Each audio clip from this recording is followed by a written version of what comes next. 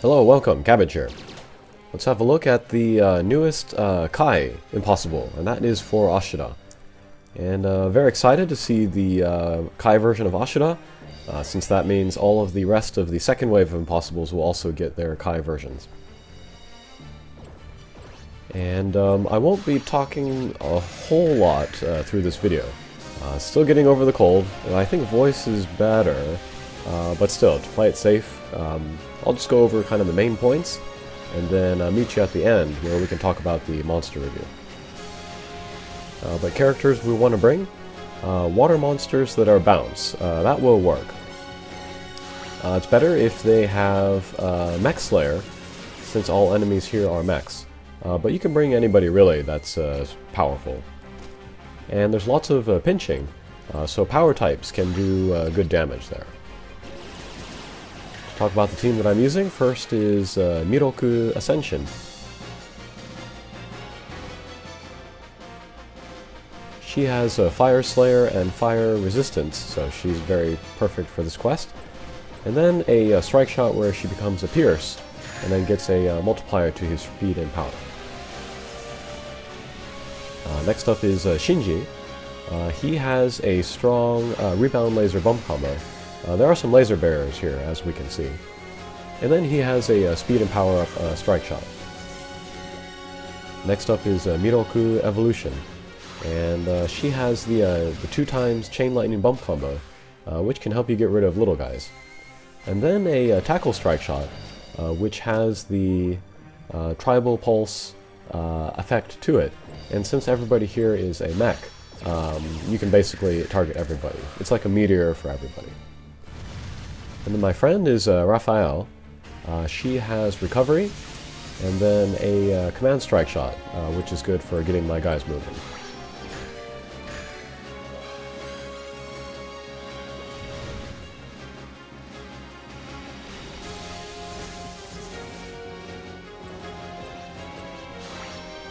And then the order for every stage is pretty much the same.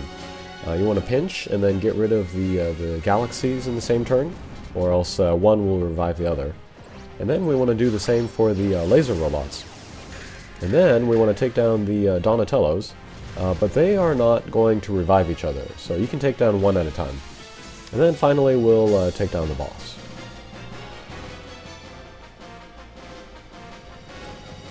And then I guess the main gimmick here is the fire columns.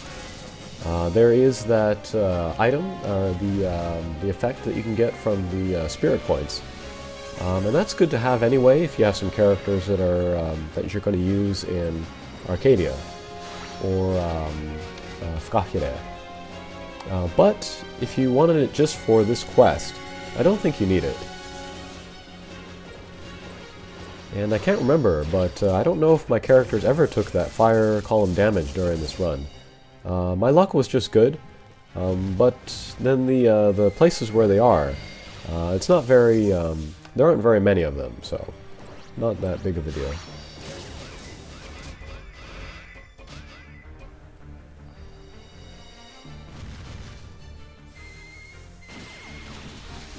I'm liking this new stage artwork. This is pretty cool.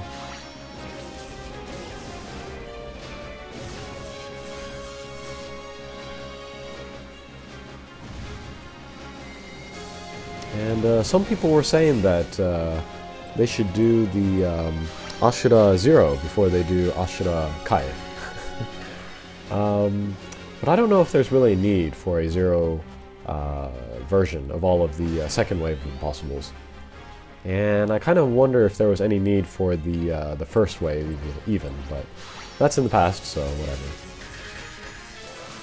Okay, so here we see a new enemy, the Buriareo, the windmill. And then whenever he appears, we want to get rid of him first. He does have an attack where he pulls you in with the wind and hits you with a short spread. That's semi-damaging. But the real damaging attack comes later. I think that's like a homing or something. So we definitely want to get rid of that first, and then we can get rid of the pairs of guys.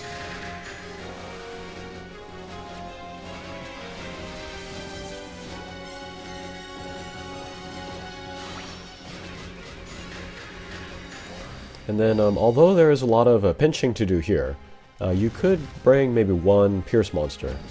Once we get the boss alone like this, then the Pierce monsters can do a lot of damage.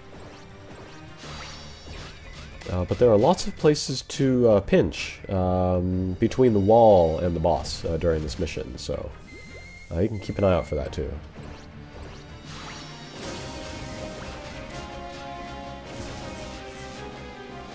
And the developers of the game, they really seem to be pushing Miroku. They keep making missions where she's really good, which I'm totally fine with since I have her. Alright, so if we look there, we could see that Miroku Ascension, she pretty much got on top of Buriareo, so let's get up there and get lots of damage. Alright.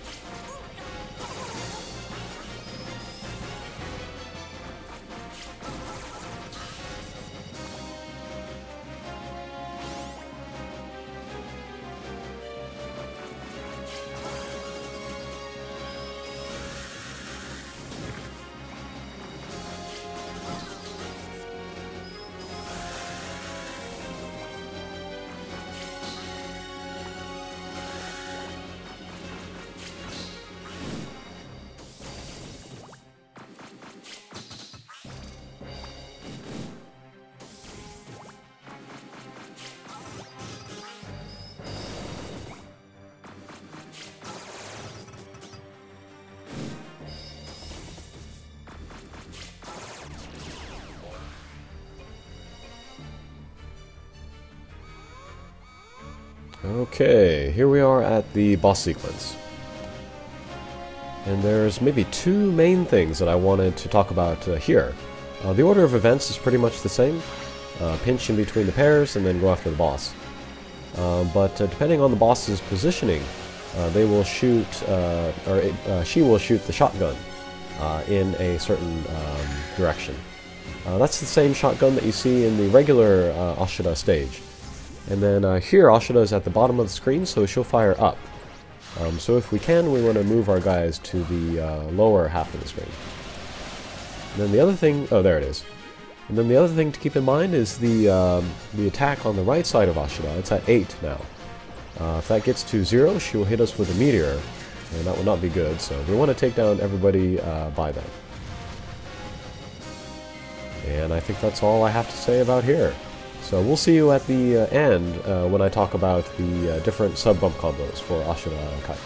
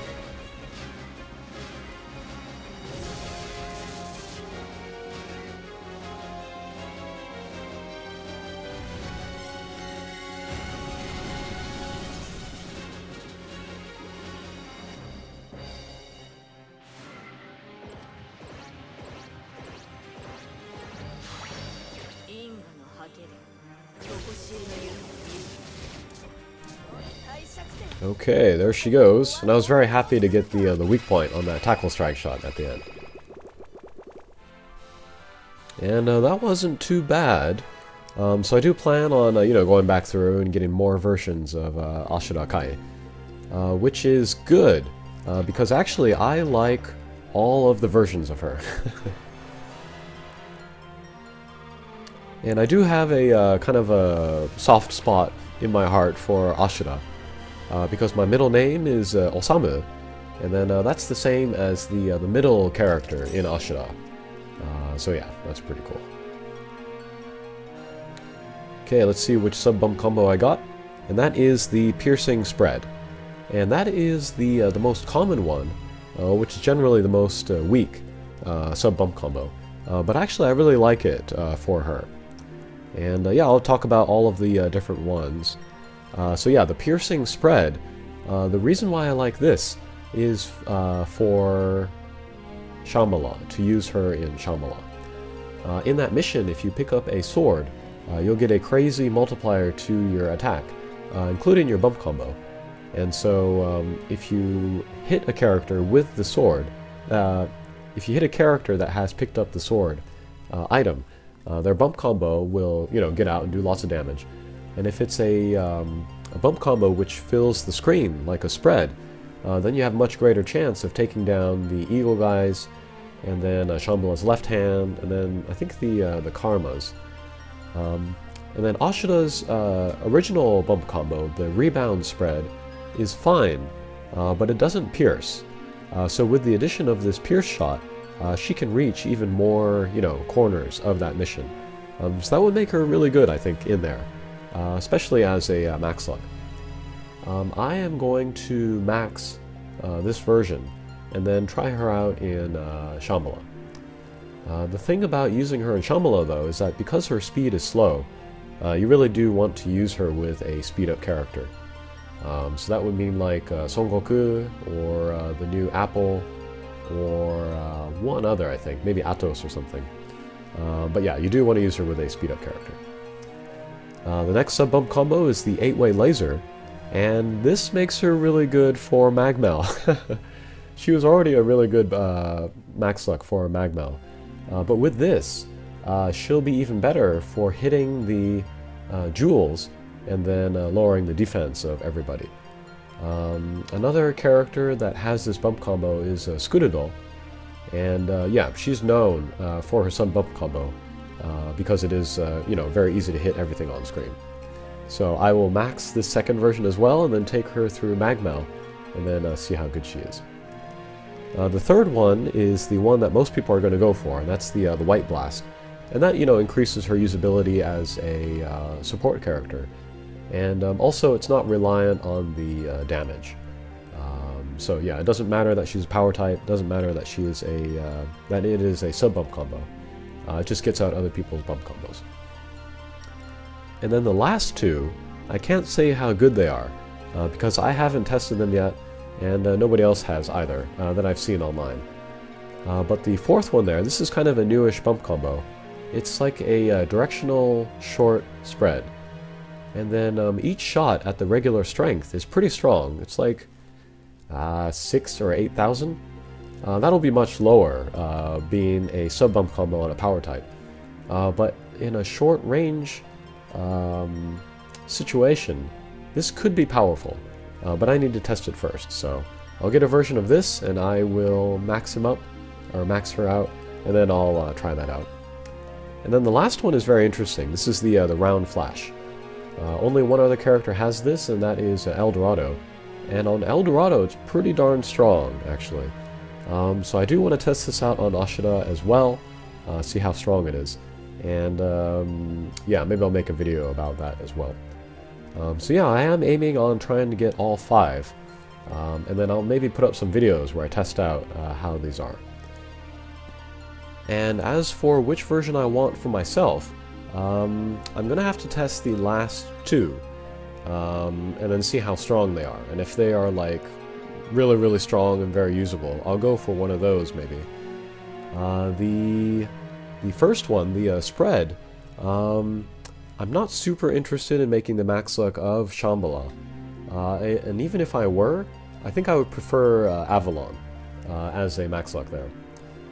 But if, you know, if you're a person who could not make the max luck of Avalon, but you had the max luck of Ashura, and you were interested in making the max luck of Shambhala, then that first version could be pretty attractive to you, I think.